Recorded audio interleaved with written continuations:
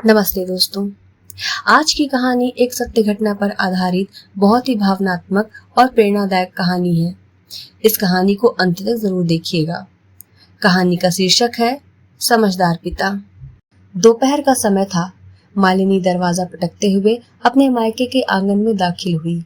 चेहरे पर गुस्से की लकीरें और आंखों में आंसू भरे थे। उसकी माँ दौड़कर बाहर आई। माँ ने घबराते हुए बोला, अरे मालिनी, ये क्या हाल बना रखा है? सब ठीक तो है ना? मालिनी ने रोते हुए कहा, कुछ ठीक नहीं है माँ। आज तो हद ही हो गई है। मेरे पति ने मुझ पर हाथ उठाया। अब मैं उस घर में कभी नहीं जाऊंगी। इतना कहते ही वह जमीन पर बैठकर फूट फूट कर रोने लगी। थोड़ी देर बाद मालिनी के पिता रमाशंकर जी भी कमरे से बाहर आए। उनका चेहरा गंभीर था, लेकिन आंखों से ममता साफ झलक रही थी। पिता ने शांत स्वर में कहा, बेटी पहले तुम शांत हो जाओ, फिर हमें पूरा किस्सा बताओ। बिना सुने हम कोई फैसला नहीं करेंगे। लेकिन मालिनी की माँ पहले ही गुस्से में थी। उन्होंने कहा, क्या सुनना है जी? हमारी बेटी को वहाँ परेशान किया जाता है, रोज रोज के ताने, और अब हाथापाई तक। बेटी यहीं रहेगी, हम तलाक करवा देंगे और खर्चा भी वही देंगे। पिता ने गंभीर होकर कहा, देखो, केवल एक पक्ष की बात सुनकर हम सही फैसला नहीं कर सकते। जब तक दामाद और उनके परिवार की बात न सुनी जाए, तब तक कुछ भी तय करना जल्दबाजी होगी। मालिनी ने रोते हुए कहा, पापा, आपको मेरी बात पर विश्वास नहीं है? मैं क्या झूठ बोल रही हूँ? सच में उन्होंने मुझ पर हाथ उठाया है। पिता ने कहा, मैं तुम्हारी बात पर शक नहीं कर रहा हूँ बेटी, पर हर कहानी के दो पहलू होते हैं। सच वही होगा जब दोनों तरफ की बातें सामने आएंगी। शाम को अचानक रमाशंकर जी के फोन पर एक कॉल आया। स्क्रीन पर लिखा था उमेश, जो कि रमाशंकर जी के दामाद यानी कि मालिनी के पति है। रमाशंकर ने फोन उठाकर कहा, हाँ बेटा बोलो। उमेश ने धीरे स्वर में कहा, पापा, मालिनी बिना बताए घर छोड़कर चली आई है। मैं मानता हूँ कि आज गुस्से में मुझसे हाथ उठ गया, लेकिन क्या आपने उससे पूछा कि ऐसा क्यों हुआ?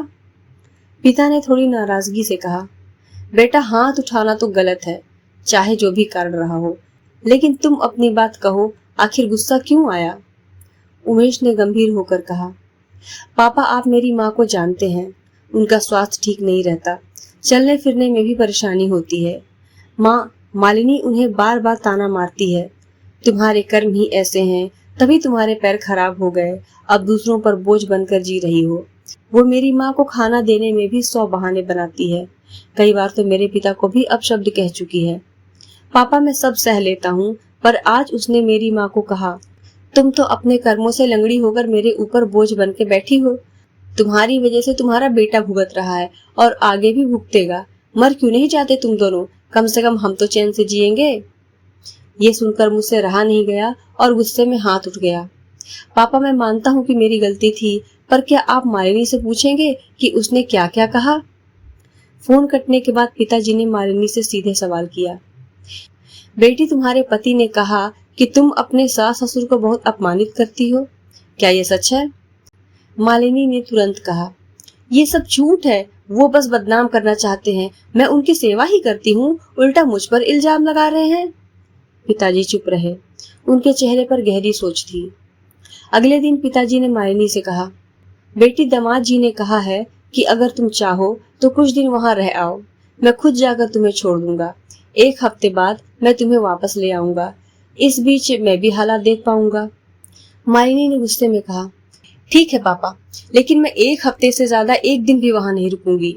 और उसी दिन की शाम को पिता ने मालिनी को उसके ससुराल पहुंचा दिया। 2 दिन बाद पिताजी बिना बताए दामाद के घर पहुंचे। दरवाजे के बाहर खड़े होकर उन्होंने अंदर की गतिविधियों पर नजर रखनी शुरू की। रसोई से बर्तनों की जोर जोर से टकराने की आवाजें आ रही थी। अंदर मालिनी जोर जोर से बोल रही थी, अरे तुम दोनों तो बस धरती के बोझ हो, किसी काम के नहीं। तुम्हारी वजह से मेरी शादी बर्बाद हो गई, काश तुम्हारा जीना ही न होता। उसकी सास धीरे धीरे रोते हुए बर्तन धो रही थी।